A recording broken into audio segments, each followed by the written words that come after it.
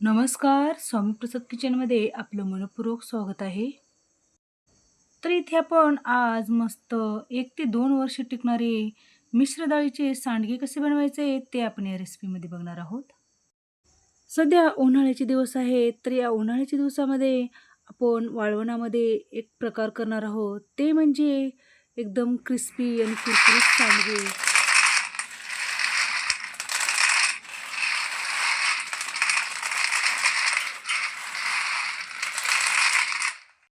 हे चविष्ट सांडगे बनवण्यासाठी डाळी कोणत्या-कोणत्या घ्याव्यात किंवा डाळी किती प्रमाणात घ्याव्यात आणि डाळी किती वेळ भिजवाव्यात, ही सर्व माहिती व्हिडिओमध्ये सांगितलेली आहे. हे सांडगे 1 ते 2 वर्ष टिकवण्यासाठी काय करायचं ते पण व्हिडिओमध्ये सांगितलेलं आहे. तर तुम्हाला माझ्या रेसिपीज जर बघायला आवडत असतील, तर स्वामी प्रसाद किचन या चॅनलला तुम्ही एक लाईक, शेअर आणि सबस्क्राईब करा आणि बाजूची बेल घंटा नक्की क्लिक करा. चला तर मग वेळ न घालता आपण रेसिपीला सुरुवात करूया. तर मिश्र डाळींचे खमंग आणि कुरकुरीत सांडगे बनवण्यासाठी आपल्याला 1 वाटीचं प्रमाण घ्यायचं आहे. तर इथे मी 1 वाटी घेतलेली आहे. तर त्या वाटीने 1 वाटी इथे हरभऱ्याची डाळ घेतलेली आहे. वजनी प्रमाणात म्हणाल तर हे 200 ग्राम इथे हरभऱ्याची डाळ घेतलेली आहे. सेम वाटीने इथे अर्धी वाटी मसूरची डाळ घेतलेली आहे. वजनी प्रमाणात म्हणाल तर इथे एक 100 ग्राम हे मसूरची डाळ घेतलेली आहे. या मसूरच्या डाळीमध्ये भरपूर प्रमाणात यामध्ये फायबरचं प्रमाण जास्त असतं. सेम वाटीने इथे अर्धी वाटी मुगाची डाळ घेतलेली आहे.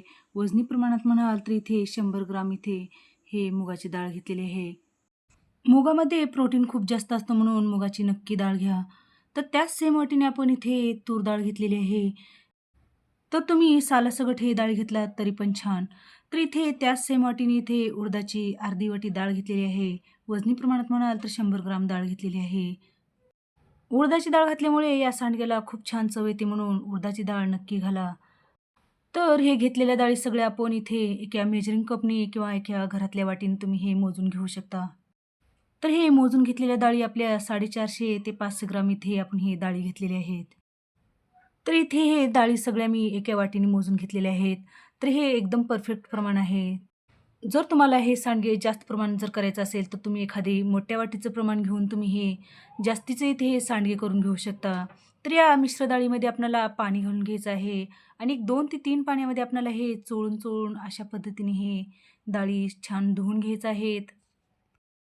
बऱ्याचदा या डाळीवर फवारणी केली जाते किंवा या डाळीवरचं धूळ, जे कचरा असतं ते पाण्यावरती तरंगून हे डाळी स्वच्छ होतात. म्हणून आपल्याला अशा पद्धतीने चोळून-चोळून हे डाळी धुवून घेणं खूप गरजेचं आहे.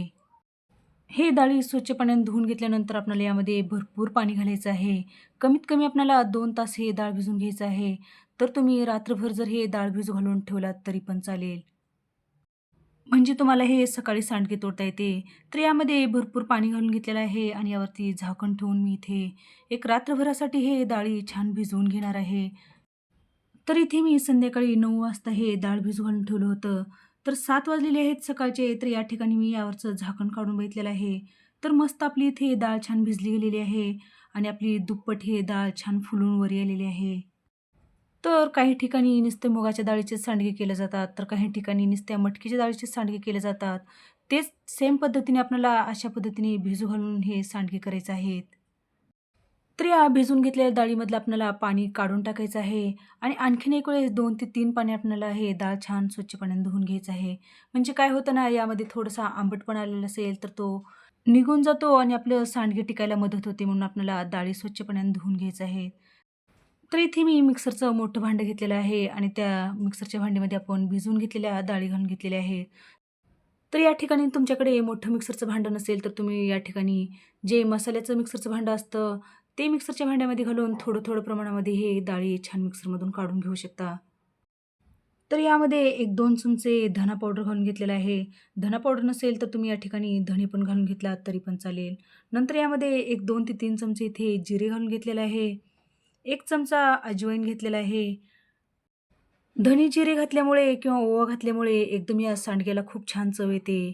आणि इथे एक 2 ते 3 चमचे इथे पांढरे तीळ घालून घेतलेले आहेत. पांढरे तीळ घातल्यामुळे पण या सांडग्याला खूप छान चव येते. आणि 20 ते 25 इथे लसणीच्या पाकळ्या घालून घेतलेल्या आहेत. या सांडग्यामध्ये लसणीच्या पाकळ्या घातल्यामुळे एकदम भारी चव येते, म्हणून लसणीच्या पाकळ्या जास्तीच्या घालायच्या आहेत. तर या ठिकाणी कढीपत्त्याचे पाने घालून घेतलेले आहेत. तर केसांसाठी खूप जास्त पौष्टिक आणि उन्हाळ्यामध्ये डोळ्यांसाठी खूप फायदेशीर इथे कढीपत्त्याचे यामध्ये पानं घालून घेतलेले आहेत. तर यामध्ये आपल्याला गरज वाटली तर थोडंसं पाणी घालून घ्यायचं आहे आणि मिक्सरला आपल्याला जाडसर याचं भरड करून घ्यायचं आहे किंवा जाडसर आपल्याला याला वाटून घ्यायचं आहे. तर इथे अजिबात पाण्याचा वापर न करता मी इथे सुरुवातीला छान अशी जाडसर भरड करून घेतलेली आहे. तर यामध्ये आपल्याला दररोजचे बेसिक मसाले घालून घ्यायचे आहेत. तर इथे मी चवीनुसार मीठ घालून घेतलेलं आहे. एक 2 ते 3 चमचे इथे लाल मिरची पावडर घालून घेतलेला आहे आणि एक अर्धा चमचा इथे हळद पावडर घालून घेतलेला आहे. तर यामध्ये एक 2 ते 3 चमचे इथे पाणी घालून घ्यायचं आहे आणि आपल्याला याला मिक्सरला छान बारीक वाटून घ्यायचं आहे. जर गरज वाटली तर पाणी घालायचं, नाही गरज वाटली तर पाणी नाही घातलात तरी पण चालेल. तर इथे आपण छान मिक्सरला बारीक वाटून घेतलेलं आहे. तर हे वाटून घेतलेली डाळ आपण या एका मोठ्या भांड्यामध्ये काढून घ्यायचं आहे. तर अशाच पद्धतीने उरलेली सेम पद्धतीने आपल्याला हे डाळ मिक्सरमध्ये काढून घ्यायचं आहे. तर इथे मी उरलेली सगळी डाळ मिक्सरला बारीक वाटून घेतलेलं आहे. तर या सांडग्याला छान चव येण्यासाठी किंवा खमंगपणा येण्यासाठी आपण इथे मूठभर बारीक चिरून घेतलेली कोथिंबीर घालून घेतलेली आहे. तर या ठिकाणी तुम्ही मेथी, पालक जर बारीक चिरून घातलात तरी पण आपल्या या सांडग्याला छान चव येते किंवा बारीक चिरून घेतलेला कांदा जरी घातला तर एकदम सांडग्याला खूप छान चव येते. तर इथे मी बारीक चिरून घेतलेली कोथिंबीर घालून घेतलेलं आहे आणि या मिश्रणामध्ये आपल्याला छान मिक्स करून घ्यायचं आहे. तर हे सांडग्याची भाजी करत असताना तुम्ही या ठिकाणी कोथिंबीर आणि लसूण नाही वापरला तरी पण हे भाजी चवीला छान लागते, म्हणून आपल्याला सांडगे करत असताना जास्तीचा लसूण घालून घ्यायचा आहे आणि बारीक चिरून घेतलेली कोथिंबीर घालून घ्यायचं आहे. तर हे छान आपण या मिश्रणामध्ये कोथिंबीर मिक्स करून घेतलेलं आहे. तर इथे आपलं मस्त सांडगे तोडण्यासाठी आपलं पीठ बनून तयार झालेलं आहे. तर हे सांडगे तोडण्यासाठी आपण जे भांडं घेणार आहोत, परात असो किंवा ट्रे असो किंवा एखादं मोठं ताट असेल, तर त्या भांड्याला आपल्याला तेल लावून घ्यायचं आहे आणि थोडंसं आपल्याला हाताला पण तेल लावून आपल्याला हे शक्यतो हे प्लॅस्टिकवर सांडगे न घालता आपल्याला अशा भांड्यामध्ये हे सांडगे घालून घ्यायचं आहे. जर एखादा कॉटनचा जर कपडा असेल, तर तुम्ही कॉटनच्या कपड्यावर पण हे सांडगे घातलात तरी पण चालेल. तर तर इथे मी हाताला थोडंसं तेल लावून घेतलेलं आहे आणि थोडंसं पिठाचा गोळा घेतलेला आहे आणि अशा पद्धतीने आपल्याला थोडे मोठे-मोठे आपल्याला हे सांडगे तोडून घ्यायचे आहेत.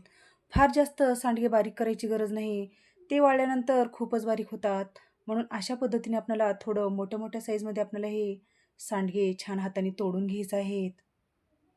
हे सांडगे करत असताना आपल्याला हातामध्ये खूप जास्त पीठ घ्यायचं नाही. आपल्याला थोडंसं पीठ घेऊन आपल्याला अशा पद्धतीने आपल्याला सांडगे बनवून घ्यायचं आहे. जर खूप जास्त जर हातामध्ये पीठ घेतला तर यामध्ये थोडासा चुरा होण्याची किंवा हे घालताना एकदम पीठ इकडे-तिकडे पडण्याची शक्यता असते. म्हणून आपल्याला हातामध्ये थोडंसंच पीठ घेऊन आपल्याला अशा पद्धतीने आपल्याला हे सांडगे घालून घ्यायचे आहेत. तर इथे आपण मस्त पारंपरिक पद्धतीने हे सांडगे करून घेतलेले आहेत. तर तुम्ही या ठिकाणी जास्तीत जर सांडगे घालून घ्यायचं असेल, तर तुम्ही एखादी प्लास्टिकची पिशवी घेऊ शकता किंवा घरामध्ये दुधाची जी प्लास्टिकची पिशवी येते, त्या प्लास्टिकच्या पिशवीला आपण स्वच्छ धुवून त्यामध्ये आपल्याला पीठ घालून एका कोपऱ्यावरती आपल्याला त्याला कट करून घ्यायचं आहे आणि त्यामध्ये आपल्याला पीठ घालून आपल्याला हे त्या प्लास्टिकच्या पिशवीने आपल्याला हे सांडगे घालून घेऊ शकता. तर इथे मी पारंपरिक पद्धतीने जसं घालतात हाताने सांडगे, त्याच पद्धतीने इथे मी हे सांडगे घालून घेतलेले आहे. तर इथे आपला छान ट्रे भरला गेलेला आहे. तर आपण इथे एक मोठी परात घेतलेली आहे आणि त्या परातीला पण छान तेल लावून घेतलेलं आहे आणि अशाच पद्धतीने आपण आता हाताने हे सांडगे तोडून घेणार आहोत.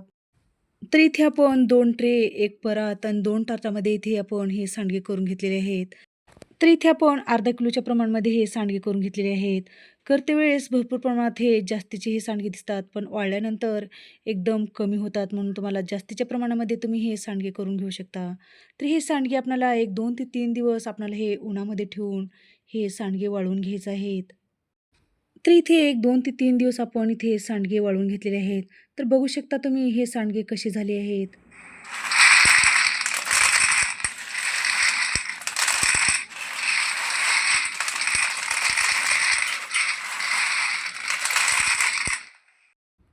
तर तुमच्याकडे उन्हाची सोय जर असेल, तर हे एक 2 ते 3 दिवसामध्ये हे सांडगे एकदम कुरकुरीत आणि क्रिस्पी आपले इथे वाळवून तयार होतात. जर तुमच्याकडे उन्हाची सोय नसेल, तर तुम्ही हे पंख्याखाली एक 4 ते 5 दिवस तुम्ही हे सांडगे वाळवून घेऊ शकता.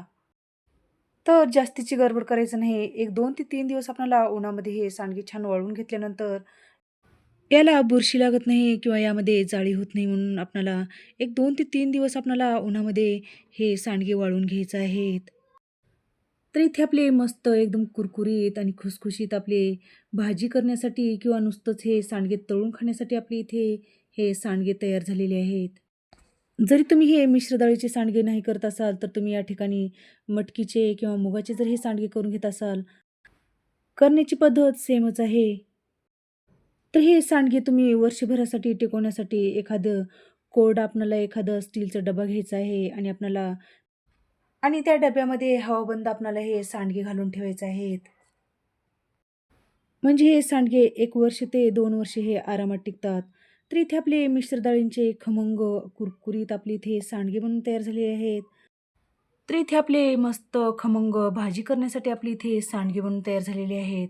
तर रेसिपी आवडली असेल तर चॅनलला एक लाईक नक्की करा आणि चॅनलवर नवीन असाल तर सबस्क्राईब करा आणि बाजूची बेल घंटा नक्की क्लिक करा. इथपर्यंत रेसिपी बघितल्याबद्दल सगळ्यांचे मनापासून आभार. चला तर भेटू मग नवीन रेसिपीसोबत. धन्यवाद.